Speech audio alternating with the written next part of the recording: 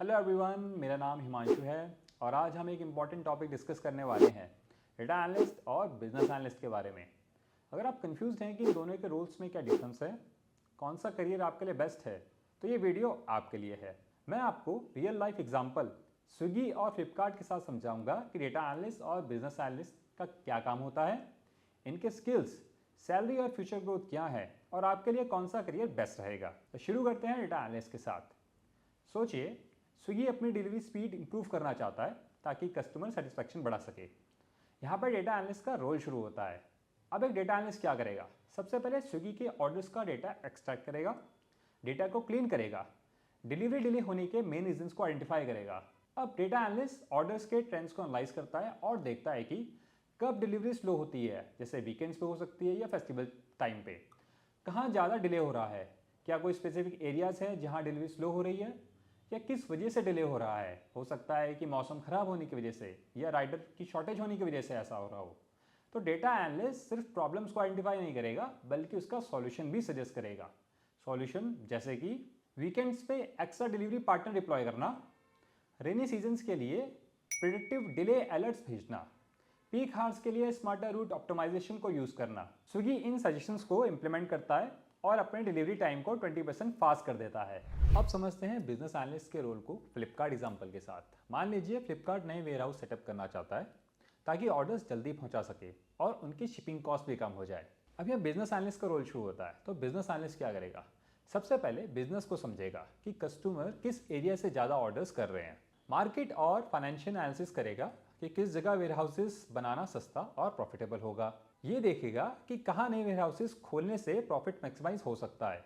Stake holders और team से discussion करेगा और बेस्ट बिजनेस डिसीजन रिकमेंड करेगा। अब एग्जांपल के लिए मान लीजिए लखनऊ और जयपुर में हाई ऑर्डर्स वॉल्यूम है और ऑपरेशन कॉस्ट भी बहुत कम है, तो बिजनेस एनालिस्ट रिकमेंड करेगा कि यहाँ वेयरहाउसेस खोलने चाहिए।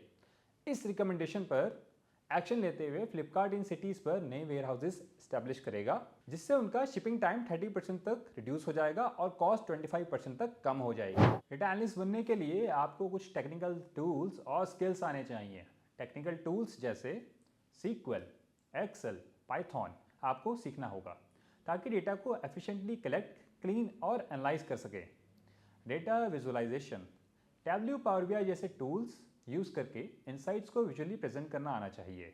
स्टैटिस्टिकल नॉलेज, डेटा पैटर्न्स समझने, ट्रेंड एनालाइज करने और बिजनेस इनसाइट्स निकालने के लिए स्टैटिस्टिक्स की समझ जरूरी है।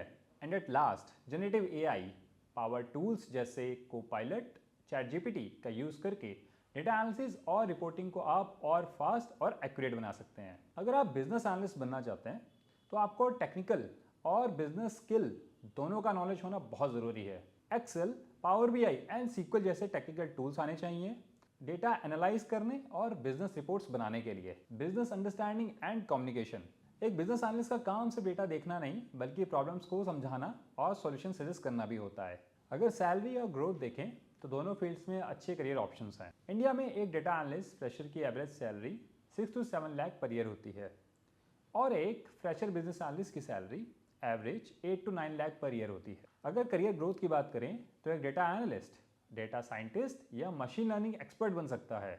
वहीं दूसरी तरफ एक बिजनेस एनालिस्ट, प्रोडक्ट मैनेजर या बिजनेस कंसल्टेंट बन सकता है। आपके लिए कौन सा करियर बेस्ट है? अगर आप कंफ्यूज हैं कि कौन सा करियर आपको चूज करना चाहिए तो आप ये देखिए, डेटा एनालिस्ट बनिए अगर आपको नंबर्स और कोडिंग पसंद है, आपको टेक्निकल टूल्स सीखने का शौक है, आपको डेटा पैटर्न्स और ट्रेंड समझना अच्छा लगता है। बिजनेस एनालिस्ट बनिए अगर आपको बिजनेस प्रॉब्लम सॉल्व करना अच्छा लगता है, आपको लोगों से बात करना और स्ट्रेटेजीज बनाना पसंद है, आपको बिजनेस और डेटा दोनों का बैलेंस चाहिए।